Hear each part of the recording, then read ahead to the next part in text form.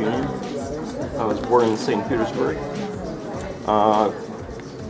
Went through all kinds of things. Soviet Army, Leningrad State University. We're with South River High School's signature program, Global Communications and Public Affairs, on a field trip at iJet, an international multi-million-dollar company headquartered in Annapolis. We have folks in Africa, folks in Asia, folks in the UK, and folks in Latin America.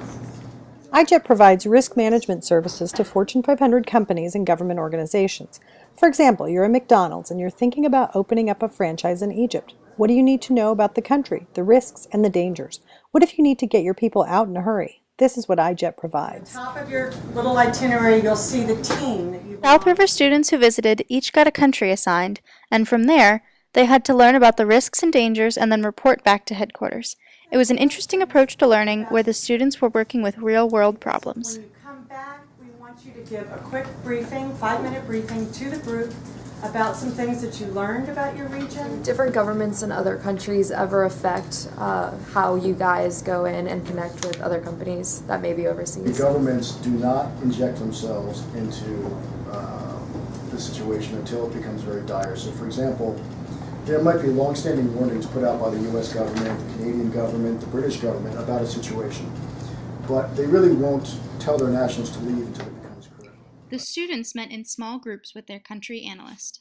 I used to think, like, you call the American embassy, you'll explain to them it was a misunderstanding. But when you're in a country, you're under their laws. And so if they say you were protesting, you know, the embassy can, like, come visit you in prison, maybe, if they tell the embassy that you're in there, but that's not... I think one of the big things about Korea is, do you speak any Korean?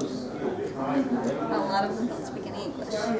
When you're staying in the hotel, it's a given in Russia that pretty much anything you leave in your room will be scrutinized, looked at, photographed. And it's normal. The program lasted a couple hours, then it was back to class.